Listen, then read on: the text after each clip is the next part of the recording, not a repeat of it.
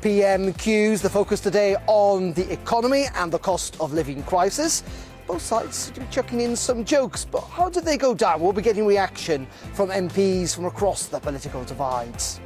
Also today, is the government's Rwanda plan in difficulty? That plane didn't take off last night, and even if it had have done, there would have been very few migrants on board. What next for the government, and is it seriously considering withdrawing from the European Court of Human Rights? We'll be debating that.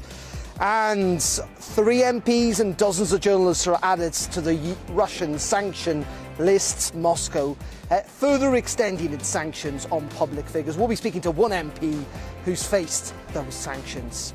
And what a scorcher the weather is at the moment in most parts of the UK. A great day to celebrate National Beer Day.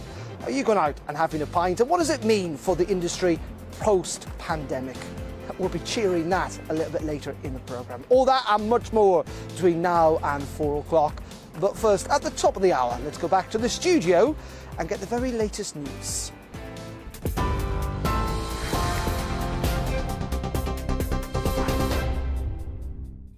Good afternoon. It's 3 o'clock. I'm Tamsin Roberts in the GB newsroom.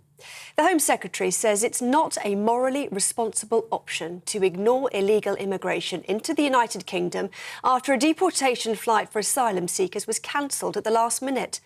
Speaking in the Commons, Priti Patel expressed disappointment over the court's decision, but she insisted the last-minute injunctions by the European Court of Human Rights is not a bar on the policy. She says she won't be deterred from the plans and the government is determined to find a way forward. While this decision by the Strasbourg court to intervene was disappointing and surprising given the repeated and considered judgments to the contrary in our domestic courts, we remain committed to this policy. These repeated legal barriers are, Madam Deputy Speaker, very similar to those that we experience with all other removal flights, and we believe that we are fully compliant with our domestic and international obligations, and preparations for our future flights and the next flights have already begun. Well, Labour has criticised the plans, saying they're unworkable. Shadow Home Secretary Yvette Cooper described yesterday's flight as a short-term stunt and said the Rwanda scheme is not a serious policy. How shameful does that make us look around the world if our Home Office cannot take those basic decisions? She knew about problem after problem with her policy. She knows this is unworkable, unethical, and won't stop the criminal gangs, but yet she still went ahead and spent £500,000 chartering a plane she never expected to fly. A manhunt is underway to find a dozen suspected migrants who arrived in the country this morning off the coast of Devon and have since run away. GB News understands the Coast Guard received reports this morning of a speedboat carrying 12 young men, which landed on Slapton Sands, 30 miles from Plymouth. The group reportedly disappeared in 2 vehicles that were waiting to pick them up. Yorkshire Cricket Club and a number of individuals have been charged by the England and Wales Cricket Board over allegations of racism. An independent panel of the Cricket Discipline Commission will now decide if the individuals have brought the game into disrepute. The ECB hasn't named those involved. The charges follow an investigation into the club's handling of racism allegations made by player Azim Rafiq. The government says it's disappointed the European Union is taking legal action against the UK over plans to unilaterally override the Northern Ireland Protocol. A spokesman for the Prime Minister says proposals by Brussels will lead to more checks and controls, making things worse.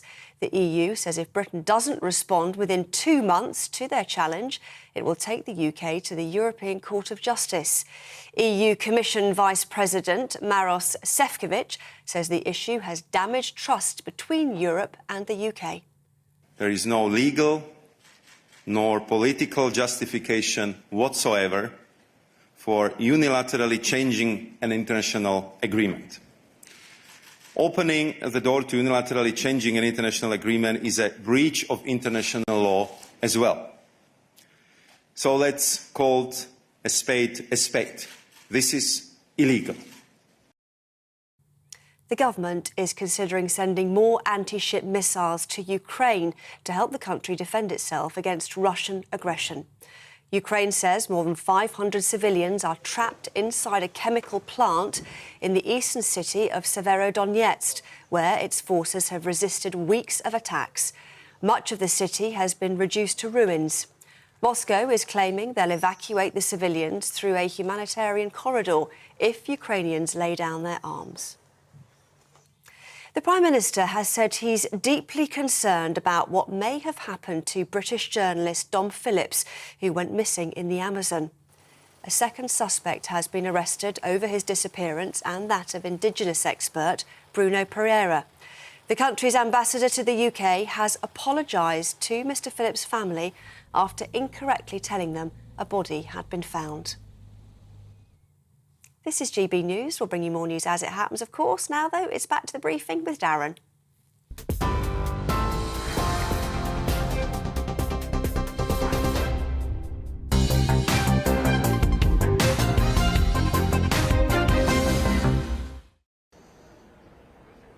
Thank you very much indeed. It is 5 minutes past 3 o'clock on this Wednesday afternoon. We're live in Westminster. You're watching the briefing or indeed listening to it. We're on TV, online and of course on your wireless radio as well. Thank you very much indeed for your company. Now, PMQs today, it was dominated largely by the economy and the cost of living crisis. It's certainly what Sir Keir Starmer pushed the Prime Minister on, though Keir Starmer also, in an attempt, I think, to kind of contradict some of these suggestions that he's rather boring, did make several jokes at the Prime Minister, though Boris Johnson did have a few jibes of his own. Let's look back at some of the highlights from PMQs a little bit earlier. He wants the country to grind to a halt so he can feed off the division. And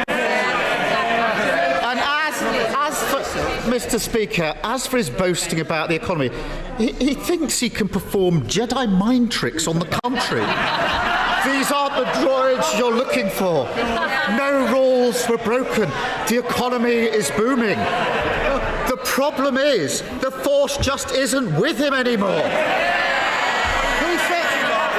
He thinks he's Obi-Wan Kenobi. The truth is, he's Jabba the Hutt. Last week he stood there and boasted that we would continue to grow the economy. This week it turns out the economy shrank for the second month in a row. Yeah. How does it help Britain to have an ostrich Prime Minister with his head in the sand? Prime Minister, there he goes again, Mr. Speaker, running this country down when everybody we've got the highest employment. Payroll employment. I mean, Mr. Speaker, we've got lower unemployment than France, Germany, Italy, Canada. We've got the highest on people in payroll jobs, as I've just said, 620,000 more since records began. And he might like to know this: that just in the first 5 months of this year, this country has attracted, I think, £16 billion of investment in its tech sector. He doesn't like these European comparisons. Let's make it for him. 3 times as much as Germany, twice as much as France, Mr. Speaker. He should be talking this country up, not running it down. There you go. That is PMQs a little bit earlier on in Parliament. I'd like to say I've got a collective cacophony of MPs this afternoon here on College Green, including Michael Fabricant and Tom Hunt. But first up is Labour's Graham Stringer, who joins me, as I say, outside Parliament. Graham, thank you very much indeed for joining us. First of all, you know, the leader of the opposition, Keir Starmer, we believe some of his shadow cabinet colleagues accused him of being a bit boring. He needs to kind of show a bit of personality. He made several jokes today about Star Wars and Love Island. Do you think he's kind of got a message that he needs to jazz himself up a little? I think he's a good leader of the opposition, a good leader of the Labour Party. But he is who he is. He is not the wittiest person in the world in public. But I don't think the public want that. They want somebody who, when he becomes Prime Minister, and I believe he will do a serious job, unlike the job that the current Prime Minister is doing, where his policies go from one side of the street to the other side of the street twice a day. And I think the public know that. They'll look and they say, well, you know, we wouldn't pay him to be a comedian, but we might pay him to be Prime Minister because he'll be serious and do the things that this country needs. Is that Labour's attempt to say that there's a kind of juxtaposition here between the Prime Minister and Keir Starmer? I think the Prime Minister, I've interviewed him as a member of a select committee. I've known him for a long time. I think he's a tricky customer. For a start, he doesn't tell the truth. but nor does he answer questions. He's quick to avoid the questions, he's slippery, and to make one-line jokes that are irrelevant to the serious issues that are being discussed. And I think the public have woken up to that. He is not a serious Prime Minister. Well, in saying that, we are in serious times. I think the big criticism of Labour, aside from Sir Keir Starmer and whatever disagreements there are within the shadow cabinet, is that lots of people still struggle to understand what Labour is standing for, what the policy platform is. I mean, even I sometimes struggle really to define what Labour's about these days. Do you think that's fair? Partially fair. As an opposition party, you don't want to announce the detail of your policy a long time before a general election, and it could still be 2.5 years off, although we might have one this year. But I think we should be clearer about in the big issues of policy, health, education, major areas of expenditure, crime, justice, asylum, all those things. The public should be clear which direction we're going in, and I think we could improve in those areas. Let's look at two very specific areas. First of all, rail strikes next week. Do you think they should be going ahead? Would you have backed them if you were an RMT member? I think I've just come out of a debate on the rail strikes where Grant Shapps was putting in a noisy performance. What he was doing was pretending that the employer's side, the negotiating side, was nothing to do with him. Yet at the end, he is the final arbiter of what Network Rail does, because Network Rail is a nationalised company. The government are going to own all the train operating companies soon, and they own some of them now. What's his negotiating stand that he's giving to those bodies? He's not saying, he's going back to 1970s knockabout stuff. So I would want to know that for him. The RMT, their members are going to be losing money. They have every right to go on strike. They've gone through all the legal loopholes, but the government should be encouraging the immediate employers with a negotiating mandate as to how this strike is avoided. I don't want the RMT to go on strike, but I do... You think it's legitimate, essentially? It is legitimate. Yeah. They have every right to protect their members' incomes, interests and livelihood. Just finally on Rwanda, again, well, what is Labour's policy on this? Because, you know, the Conservative Party, in some ways justifiably so, that Labour doesn't seem to have an alternative.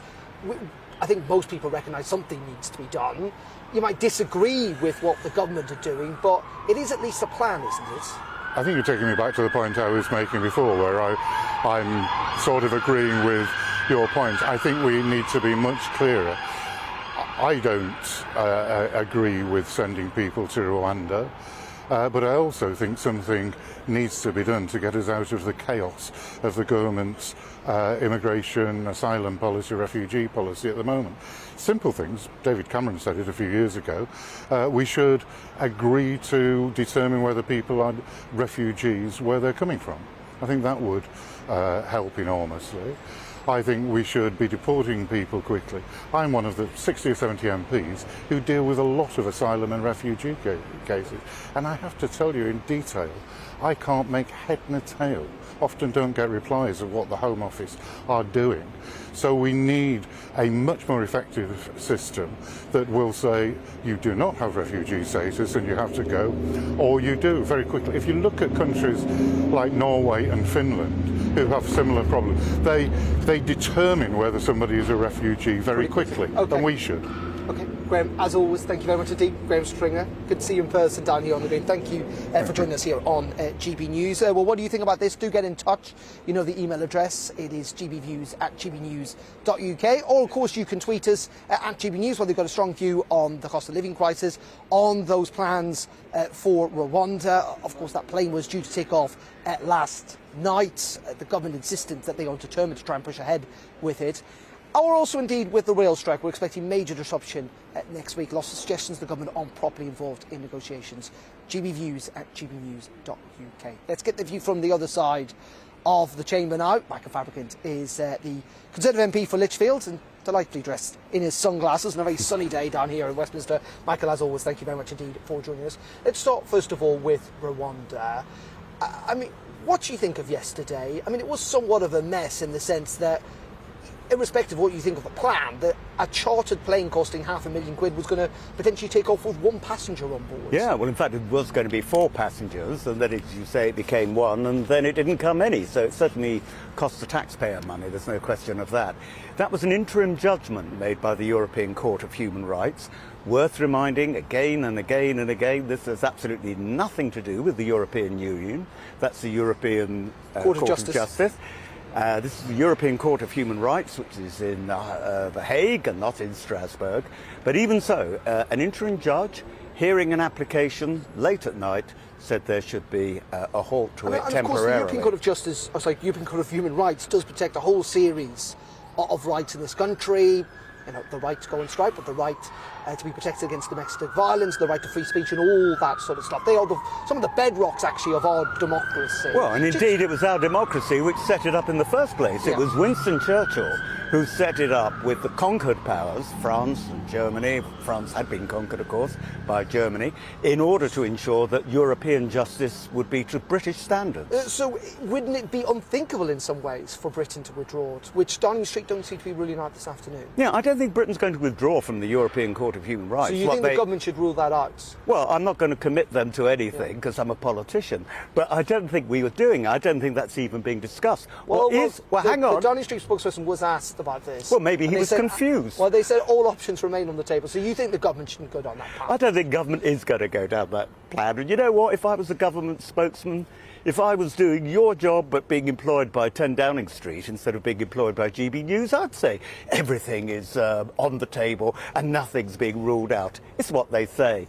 But we're not going to leave. But what we might well do, and what indeed David Cameron was going to do when in 2005 he wrote the Conservative Party manifesto, and again it was in our manifesto again some 3 years ago, is to look at the Human Rights Act.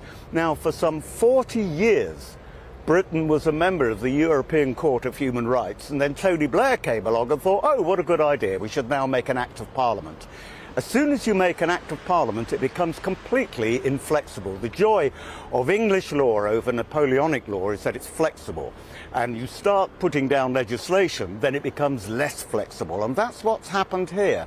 So in 1998, it may or may not have been a good thing to do. 40 years onwards, no. Let's talk about the plans themselves, though. 440 people arrived across the channel yesterday, the highest number for a couple of months. Clearly, at least the message isn't acting as a deterrent, which seems to be the main reasoning for this. Because they don't think it'll work. Well, so we've got to prove it's going to work. Well, precisely. So at what stage do we start to judge it is working? If by the end of the year the number's substantially bigger than last year, is that a sign it's not working? When do we start to judge that this Rwanda plan is working? I would say I would be getting worried if after 6 months, when it is working, in the sense that we're actually sending people to Rwanda, if people are still coming across, then I'd be saying, well, it's not working too well. But at the moment, people are coming across because they're saying, you know what? There are some clever lawyers around, and even when the Supreme Court and the High Court and the Court of Appeal all say, actually, it's not illegal, and then some bright spark in Doughty Chambers goes along and manages to persuade a judge who's half asleep to come up with an interim ruling late at night, which is what he did over in The Hague, then when we get round that problem, and to do that, as I say, we're going to have to amend the Human Rights Act. When we get round that problem, if after 6 months of it working, i.e. we are sending people to Rwanda, but people are still coming across the English Channel, we'll know it's not a deterrent.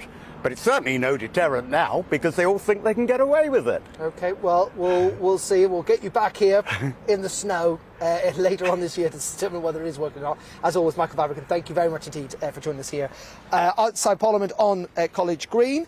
Not just, of course, the Rwanda plan that was brought up in Parliament today. Priti Patel asking an urgent question or making an urgent statement on that. The Labour Party arguing that the plan is not going to work and that it's terribly costly. But, of course, it was also the cost of living crisis, as we talked about, that dominated PMQs. Keir Starmer bringing that up.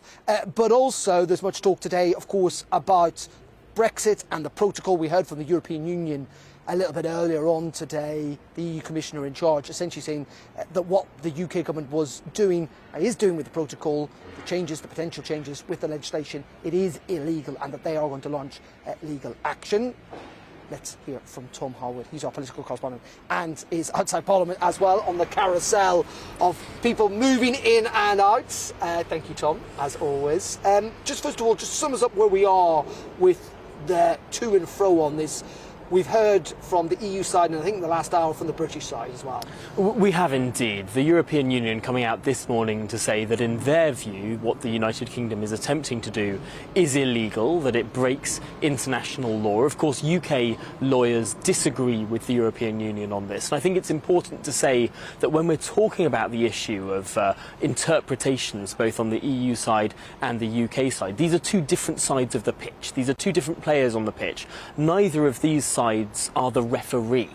And I think sometimes in the analysis that gets spoken about in terms of what the EU is saying, what the UK government's saying, often what people may do is say, well, the EU says this, therefore it must be right. Well, that's not quite the case. Ultimately, when there is the arbitration between two sides, the EU may well be right, the British government may well be right, but to treat either as the ultimate authority here would be erroneous. So the EU saying this policy, this proposed legislation is illegal, the UK government saying it's legal, remains to be seen whether or not it is. But what the European Union did this morning was restart a load of legal action against the United Kingdom, not actually specifically to do with this legislation that is being proposed, but to do with the way the UK is implementing the protocol as it was written, extending those grace periods. This is legal action that was begun a little bit earlier, was sort of forestalled, and now has been restarted by the European Union. Clearly they're not happy with what's going on now, but also they're very conscious about implications of a trade war. They don't want to plunge both the UK and the EU into deeper crisis when it comes to prices and everything else. So this is, I'd say, a tentative measure to express their displeasure. However, we're not launching into anything close to a trade war as things stand. Indeed, and as you said, the EU may be pretty uncomfortable with that. Let's look at this week, though. We're talking about the Northern Ireland Protocol, we're talking about rail strikes, we're talking about the Rwanda flights. Many are calling it Wedge Week, if you like. But in many ways, whatever you think about it, it's turning out to be quite a good week for the Prime Minister, in that he's fighting on very safe territory from his, at least, political point of view. Certainly, and I think we saw this in how Sir Keir Starmer, the leader of the Labour Party, was sort of boxed in at Prime Minister's questions. Many on his left wanted him to bring up the Rwanda flight last night, clearly the biggest news story of today, as you've been discussing in this programme. But Sir Keir Starmer feels like he can't talk about that because he's being pushed in both directions. He's got to win over a lot of constituencies who actually quite like the idea of a tough policy on borders, and he's wary of leaning towards the left of his party, which say that they should allow a greater deal of migration in this way. So the Labour Party actually saying that it doesn't have a policy, it doesn't agree or disagree with the Rwanda plan, that we need to wait for their manifesto at the next general election to see their policy in this area. That's a tricky position to hold. So clearly Keir Starmer going in today on the economy in general, rather than Rwanda, rather than the strikes, and rather than Brexit. Three areas where the Labour Party feels very uncomfortable to assert its own position. So Sir Keir Starmer instead going in on growth. And of course, United Kingdom growth is not predicted to do particularly well next year, the second lowest in the G20. That's what Sir Keir Starmer focused on today. Although Boris Johnson had some lines on that. Of course, the UK on unemployment is doing relatively well compared to other European countries. And indeed, in trying to combat Keir Starmer's jokes about Love Island and Star Wars as well. Tom, as always, thank you very much indeed. Tom Harwood there, our political correspondent, joining us outside Parliament. You're watching GB News. Coming up in just a couple of minutes, got another MP, Tom Hunt, down on College Green. We're going to talk to him as well about that Rwanda plan, and indeed about where the Conservative Party finds itself now. And also, it is National Beer Day, so why not crack open a can? But towards the end of the programme, we'll be talking about that as well. Stay tuned. We'll see you live from Westminster in just a couple of minutes.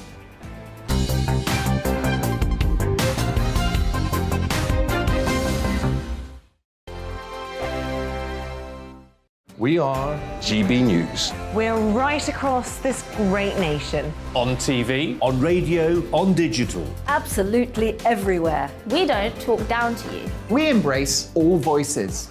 With honest and civilised conversation. We're not part of the establishment. We're one of you. And we're only getting started. Join us on GB News, The People's Channel. Britain's news channel. Every morning from 6 o'clock, we'll wake you up with GB News Breakfast with all the stories you didn't know from the night before. So whether it's serious news, entertainment, or your own views from all over our great nation, we're here to kick off your day with a smile. The national media should be reflecting and reporting what's happening here. You will notice the northwestern accents.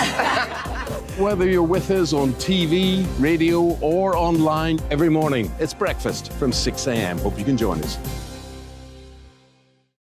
Join us for Ministry of Defence, the comedy panel show that's just like the news, in that the left fights the right and it doesn't really seem to matter who wins. We cover the big stories. It was in fact a troop of baboons and not angry vegans. I like that. And the really important stories. Fat naked cow gets stuck in swimming pool. It's a headline in a lot of local newspapers. Yeah. We're on the same team, Nick. Yeah, but I'm just helping you. Join us for Ministry of Defence, Saturday nights, 8 o'clock on GB News. I'm Dan Wootton. Join me Monday to Thursday from 9 to 11 for the feistiest and most fun news debate on TV, where free speech reigns. I'll bring you a sharp take on the day's biggest stories, bombshell newsmaker interviews, and A-list guests. And I guarantee you, no spin, no bias, no censorship, and no reason to go to bed. That's Dan Wootton tonight, Monday to Thursdays from 9 on GB News. Hello, I'm Michelle Dewberry, and you can join me every weekday 6 till 7 on Jubes and Kerr. Me and my panel will get stuck right into the day's events, and I can tell you, in fact, I can warn you, expect some robust debate, some strong opinions and perspectives from both sides of the fence. It's about you at home as well. I love to read out all of your comments, or at least as many as I can. So join me, Michelle Dewberry, Monday to Friday, 6 till 7 on Jubes and Kerr. Hello, I'm Patrick Christie's. And I'm Mercy Moroki. Make sure that you join us Monday to Thursday, 10 a.m. until midday, right here on GB News for To The Point.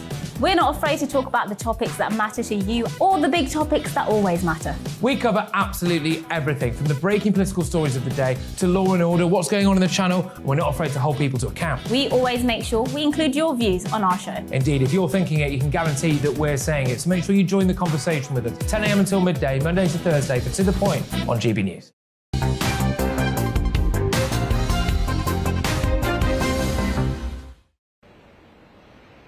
Very welcome back to GB News. We're live outside Parliament on this Wednesday afternoon, talking about big political issues of the day, not least of all, of course, the government's plan to send migrants to Rwanda.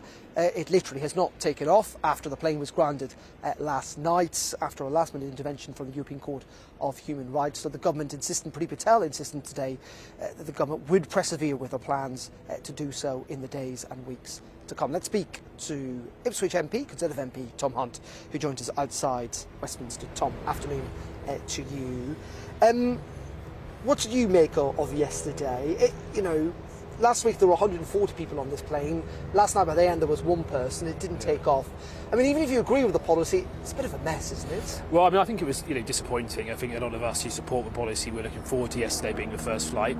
I think only if it had been a small number, I think symbolically, actually, it would have been quite important. So it's disappointing. I'm not going to pretend it's anything other than disappointing.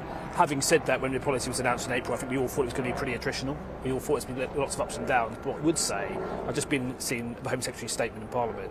She's incredibly determined, and I continue to believe that one way or another we will eventually be successful with this. And if the European Court of Human Rights haven't struck the whole thing down, it's a temporary injunction. Time will tell. Time will tell. Whether or not what this means for our relationship with the European Court of Human Rights. Do you agree with your colleague Michael Fabricant earlier that the UK should not, though, be considering withdrawing from the European Court of Human Rights? I'm of the view that I would struggle to support a situation where we're a signatory of any kind of convention that ultimately prevents us from being able to control our borders. If you want to be a sovereign country, controlling your borders is pretty fundamental. So if we got to a point where it was very clear that the European Court of Human Rights was the key stumbling block that was preventing us from delivering the Rwanda policy and therefore taking control of our borders, then at that stage I think all options should be at the table. However, time will tell. I suspect that it is possible that we can find a way of making this Rwanda policy work while still being in the ECHR. I might be wrong, and if that is the case, everything should be on the table. In saying that, what we can understand is, this may well not act as a deterrent. That seems to be the only reason for it. And one of the kind of reasons that people do put forward for this policy, why it's necessary, is the cost. The cost that this causes taxpayers millions of pounds every single day. That's down to our bureaucracy, isn't it? It's down to the very fact that we don't make decisions quickly enough. Surely that should be the number one priority. I think in terms of the cost, of course, we know with the Rwanda scheme there is an upfront cost. The hope, though, that when we do start seeing those planes going, which I'm confident we will, then hopefully it will begin to start acting as a deterrent. So the cost will not be never-ending. What could actually be never-ending and escalating is the status quo, where we have tens of thousands of people every year arriving on our shores illegally and staying here.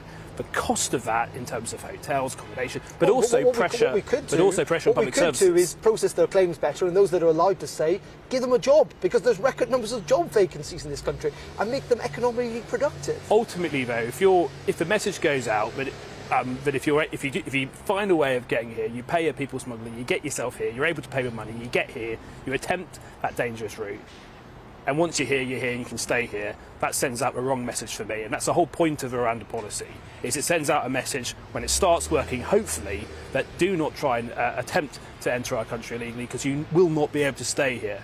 And that is the kind of message that will go out if this scheme is successful. The question is, what if it's not, though? What if this doesn't act as a deterrent? I mean, isn't in the end the governments all across the world, particularly in Western Europe, have been trying time and time again to try and stem the flow of asylum seekers and migrants? It is impossible to stop. If this doesn't work, what next? Well, we know, people talk about the Australian example, and lots of people from the left sort of think, it wasn't successful. Well, by and large, it was successful. Australia had a significant problem, similar to ours right now. They started, a scheme of offshore processing, which isn't quite what this is, but that's what they did in Australia. And now they do not have a problem with illegal immigration the way they had back then. So, yes, I think this will be successful, and I think it will act as a deterrent. And I think if there's a reasonable chance that you're going to end up in Rwanda, I think the majority of the people who are currently attempting this dangerous route won't attempt it. And just very finally, you're someone who supported Brexit, believe in global Britain. I mean, irrespective, again, whether you believe the policy or not, do you think there is a bit of an international kind of damaging reputation for Britain abroad that sends out a message we're not particularly welcoming or compassionate? Is that a risk to this policy? Our record, when it comes to accepting, refugees from Ukraine and Afghanistan, I think is actually pretty impressive when you look at the total numbers. Because I think it's pretty impressive the role we're showing in supporting Ukraine. We are one of the leading countries in supporting Ukraine at the moment. So there's lots of different ways in which I'm very proud to be British at the moment, and I think we have a very good reputation at the global level. But we've got to control our borders, and the status quo is not sustainable. OK, Tom, as always, thank you very much indeed. Tom Hunt there, joining us outside Parliament, Conservative MP for Ipswich. Thank you. OK, you're watching GB News. Coming up in the next 30 minutes, we're going to be talking about beer. Apparently it's National Beer Day today. We've got that and lots more politics here from Parliament between now and 4 o'clock. But first, just after 5:30, let's go back to the studio, back to Jasmine for the very latest news headlines.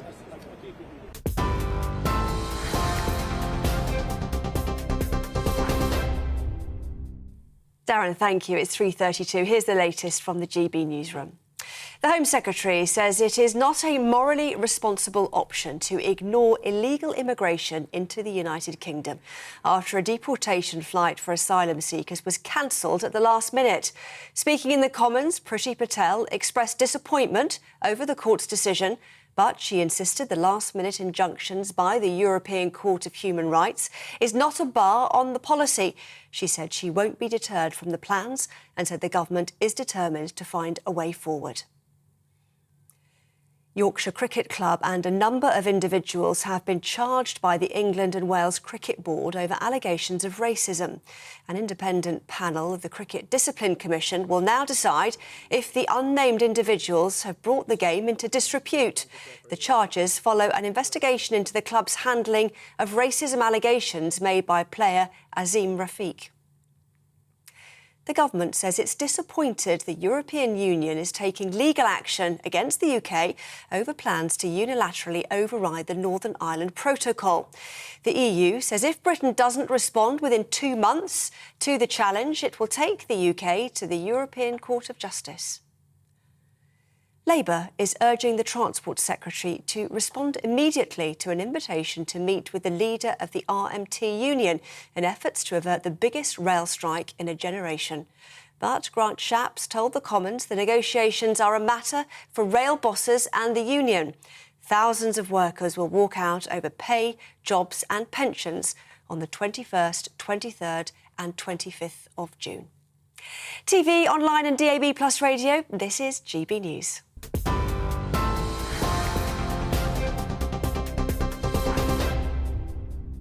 Direct Bullion sponsors the Finance Report on GB News for gold and silver investment. Here's a quick snapshot of today's markets. The pound is 1.208 to the dollar. The pound is 1.159 to the euro. And the price of gold currently stands at £1,507.39 per ounce. Direct Bullion sponsors the Finance Report on GB News for gold and silver investment. We are GB News. We're right across this great nation. On TV, on radio, on digital. Absolutely everywhere. We don't talk down to you. We embrace all voices. With honest and civilised conversation. We're not part of the establishment. We're one of you. And we're only getting started. Join us on GB News, The People's Channel. Britain's news channel. Every morning from 6 o'clock, we'll wake you up with GB News Breakfast with all the stories you didn't know from the night before. So whether it's serious news, entertainment or your own views from all over our great nation, we're here to kick off your day with a smile. And the national media should be reflecting and reporting what's happening here. You will notice the northwestern accents. Whether you're with us on TV, radio or online, every morning, it's breakfast from 6 a.m. Hope you can join us. Join us for Ministry of Defence, the comedy panel show that's just like the news, in that the left fights the right and it doesn't really seem to matter who wins. We cover the big stories. It was in fact a troop of baboons and not angry vegans. I like that. And the really important stories. Fat naked cow gets stuck in swimming pool. It's a headline in a lot of local newspapers. Yeah. We're on the same team, Nick. Yeah, but I'm just helping you. Join us for Ministry of Defence, Saturday nights, 8 o'clock on GB News.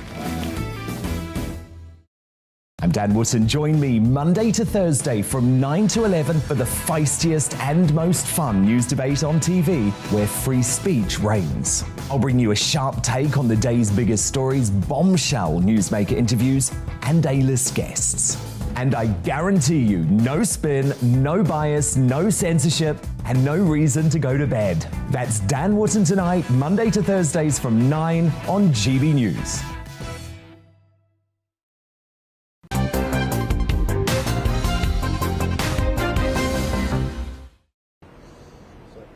A very welcome back. It is 23 minutes to 4 o'clock on this Wednesday afternoon. You're watching the briefing live outside Parliament. We're on TV, online and of course on your DAB digital radios. Thank you very much indeed for your company. Do get in touch, by the way, gbviews at gbnews.uk. A lot of politics around today, whether it's on the Northern Ireland Protocol, whether it's on that Rwanda plan, the plane that didn't take off last night, or whether it's on the cost of living crisis and the economy. Sterling, you saw it there, didn't you, just before the break, taking pretty much a bit of a hammering at the moment against the euro and the dollar as well. It's going to make your holidays a hell of a lot more expensive. Do get in touch, gbviews at gbnews.uk. OK, let's take a little kind of wider view of things and where we are politically, because we're not talking about Partygate or Boris Johnson's leadership this week, at least. Let's bring in David Maddox. He is from the Daily Express newspaper and joins us this afternoon. David, thank you very much indeed. Hi, Darren. It's interesting, isn't it, that, you know, in many ways the government, despite the battles with the EU and with, you know, the EHCR and all that sort of stuff, this is a good week in many ways for the governments. Well, it kind of proves to their loyal base that they're throwing in lots of red meat, even if it's not particularly landing, as we saw with the ECHR and the Rwanda plan this week. I think actually the attention they're getting and the fact that they're seen to be doing the right thing or trying to do the right thing will help Boris a lot after a very troublesome time. Do you think we are now in this kind of quiet patch? Although, of course, we have got those by-elections, haven't we, in Somerset, sorry, in Hoverton and Tiverton and Honiton and Wakefield next week? Well, that's the big thing, and actually there's a feeling it could all kick off again after that. If the results are particularly bad for the government, it could kick off actually if Labour don't do as well as expected, given the briefings against Keir Starmer this last week or so. It could kick off in Labour as well, Mr. Boring, as he's been dubbed by his own party. It is fascinating, isn't it? That clearly there's been leaks from the shadow cabinet members briefing against Keir Starmer. We've had them ourselves, actually. Yeah. We've had them ourselves. Why do you think that is? Well, I think it's because the government has been going through such a torrid time. Boris Johnson has been going through such a bad time with Partygate allegations. I mean, the man broke the law. He may have broken it on a minor level, but he broke the law. They've been messed around with policy, their own base is not happy, and yet Labour cannot get a big lead. If you think back to the 1990s when Tony Blair was in charge and John Major's government was going through serious problems then, we were talking about 20-plus point leads for Labour. Everybody knew they were going to be the next government.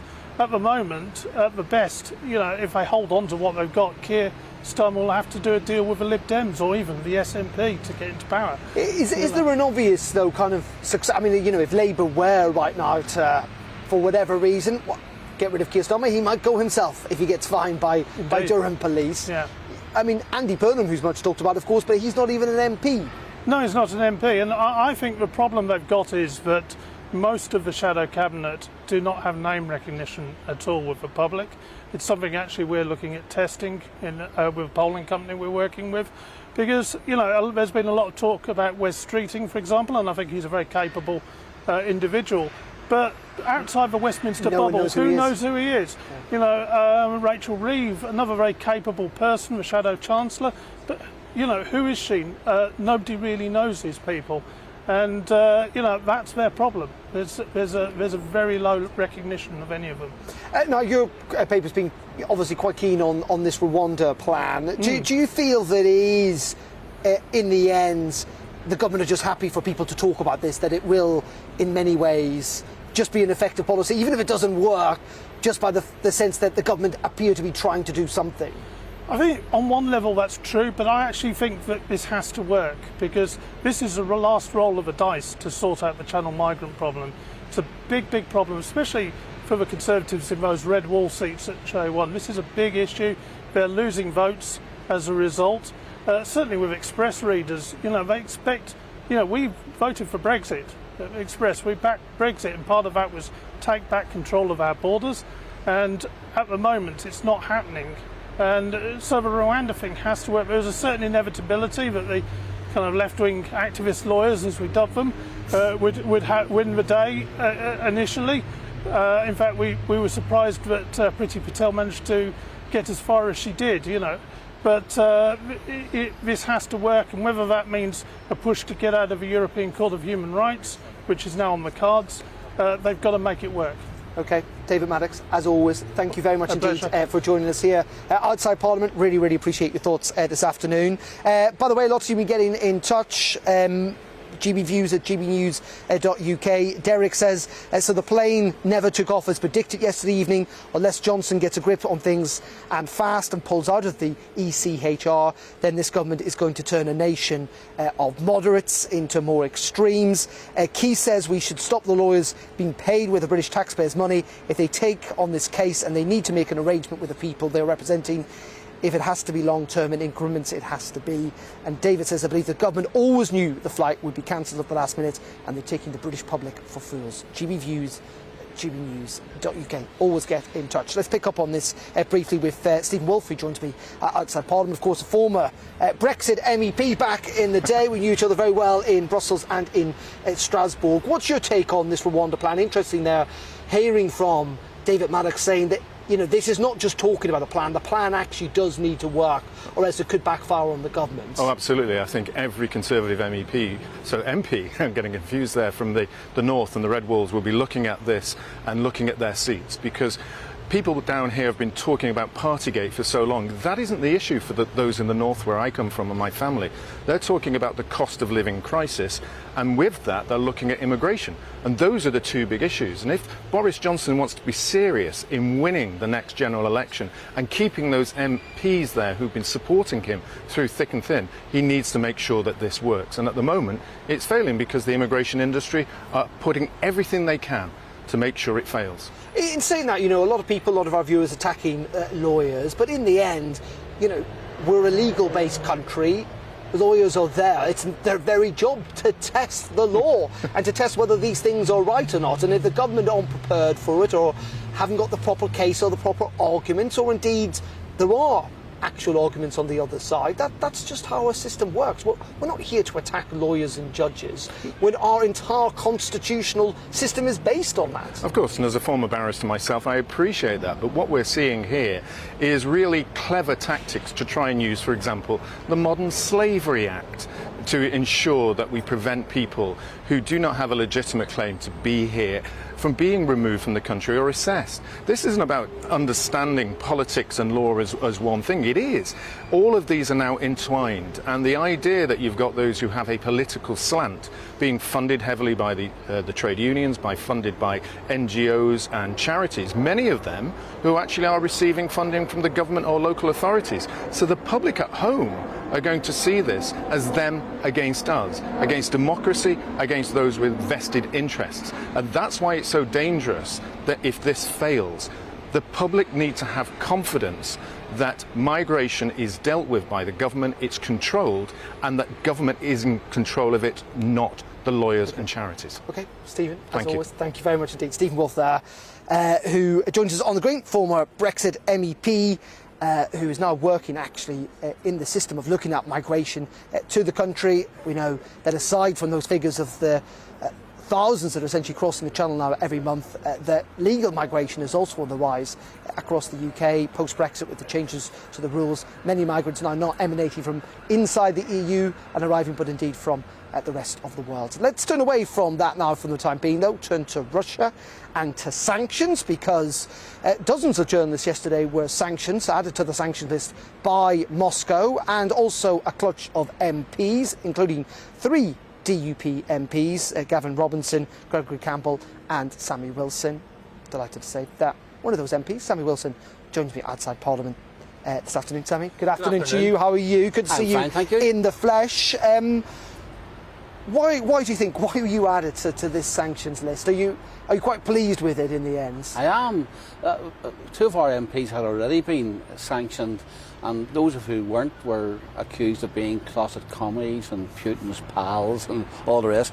I mean, I think the point I'm trying to make is that this has caused a great deal of jollity within the party, rather than people being concerned about it. I mean, it is quite pathetic.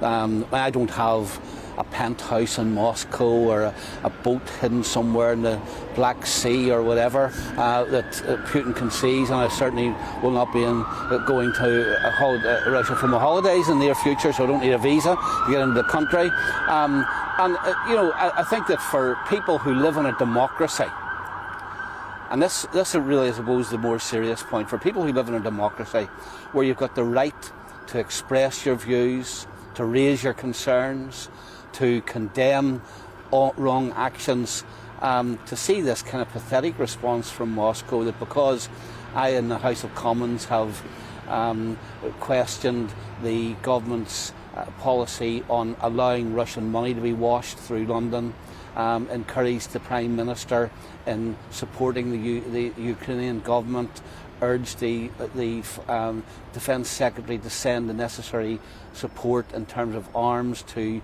the brave people of Ukraine, met with some of the Ukrainian MPs and given our support to them.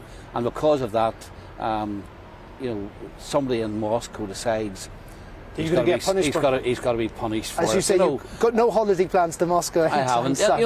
You know, so I think that for many of us it's laughable but it's pathetic. But it also does raise the issue. And it's one of the reasons why I think the Ukrainian people are right to defend and fight for their freedoms. That kind of tyranny, and that's what it is, tyranny, trying to scare people. And you know, it may well work with people who find themselves vulnerable within the Russian state. Thankfully, I'm not vulnerable, so I can laugh at it. But, you know, it shows the kind of tyranny for people who live under that kind of regime. OK, so I mean, let's talk about Northern Ireland Brexit. Why won't the the government seem pretty serious about this legislation? It's quite wide-ranging. Why is that not enough to get the DUP back into government in Northern Ireland? Well, I think that first of all, you've got to understand that the legislation as it stands at present has no meaning. It only has meaning once it has passed through the House of Commons and the House of Lords and received assent. And you know, do you fear that might not happen? Well, yes, and I mean, all of the government itself is telling us that some of their backbenchers are unhappy about it. We've got the experience in the past where the government has started legislation, the Internal Markets Bill, which was designed to deal with the protocol, and then was dropped at the first sign of opposition from the EU. And of course, we don't know how long the Prime Minister is going to be around to see this thing through. And our point is this. The Assembly can't possibly work. This is not us just being angry and being awkward about things. The Assembly cannot work if it is not based on consent. And as it stands at present, if the Assembly was to be set up again, then the Assembly would implement the protocol, which we believe is damaging our economy and damaging our position within the United Kingdom. So therefore, until that issue is resolved, why would we invite the formation of an assembly which would be used for the destruction of our own country within the United Kingdom? But instead, you talked about the economy there. I mean, of the official statistics, Northern Ireland at the start of this year has got the fastest growing economy in the UK outside of London. Only London's ahead of it, ahead of the rest of England, Wales and Scotland. Clearly the protocol's not causing that much damage, and lots of industry in Northern Ireland's in favour of the protocol. Well, first of all, you can be faster growing if you're starting from a low base, and we do. I mean, we're the poorest region of the United Kingdom, so we're starting from a very low base. Secondly, whilst there has been growth in the economy, it's been growth in the economy which is not related to the protocol at all. It's growth in services, and of course services aren't covered by the protocol. And thirdly, of course, that growth has been dependent upon high levels of government money being pumped into our economy. 500 million, for example, under the Trader Support Scheme to try and overcome the impact of the protocol. So, you know, all of those things probably, when you put those into the mix, our economy is not doing as well as what it should. OK, Sammy Wilson, as always, from the DUP, thank you very much indeed. Okay, thank you. Joining us outside of glorious Westminster on this Wednesday afternoon. Thank you, Sammy, indeed. Now, we're going to end the programme talking about the good weather. It is National Beer Day today. Millions of you, I'm sure, will be cracking open a can or going down to the pub and having a pint. And I'm told, as long as it's not excessively drunk, beer can actually, or at least ale, be reasonably good for you in small moderation. How are you celebrating at home? How is the country celebrating? Let's talk to Michael Kill. He is from the Nighttime Industries Association and joins us down the line. Good afternoon to you, Michael. Good afternoon. Today's a bit of a made-up day, isn't it? I think it's fair to say. It only started in 2015. But, you know, looking at people last night, there were an awful lot of them in the pubs, certainly here in London, enjoying a good cold pint. It is kind of, in some ways, intrinsic to kind of British culture, isn't it? A pint down the pub. Well, a pint or beer is a British institution. The weather is, made up for many things, and this week is going to be fantastic, glorious for people to enjoy a pint at home or a pint within the local pub or bar. So I think it's a really important day, particularly for the sector, the brewers, and all of those sort of key stakeholders in the industry. And as I said, quite rightly, a British institution that we need to continue celebrating. We're globally renowned for it, and I think it's an important day for everyone to celebrate and enjoy. Indeed, and I'm sure many will. And it's quite a contrast, isn't it, Michael, to some of those scenes we saw during the pandemic, which feels in some ways a very long time ago, when pubs were chucking beer down the drain, essentially, because it was going off and they couldn't sell it. Where is the industry in terms of its recovery post-pandemic? Well, we're still very fragile, as you can appreciate. We've gone from the pandemic, which was almost a roller coaster ride of open, closed, restrictions, measures, for about a 2.5-year period. We've now come into a position where it's almost a double-edged sword. We've got due to cost inflation, we've got limited monies or disposable income from customers that are coming out, but we've also got increased costs, and we've seen much of that narrative around energy, insurance, product, and supply chain, which has really squeezed the sector at a time where it really needs to start moving forward recovery-wise, and it's slowed everything down. But as you can appreciate, as we move into summer and we start to see the fence season start to come about, we start to see more people come out and enjoying the weather and enjoying a cold pint, particularly after work or of an evening and an afternoon over the weekend. Well, as I say, if the scenes are anything to go by here yesterday evening, I think that definitely will be the case. Michael, as always, really appreciate your time this afternoon. Thank you very much indeed for joining us. Michael Kill there from the Nighttime Industries Association. Just a couple more views, GB Views at gbnews.uk. Lots of you getting in touch. Michael says that UK farmers are struggling to get their crops picked because there are no EU workers coming over.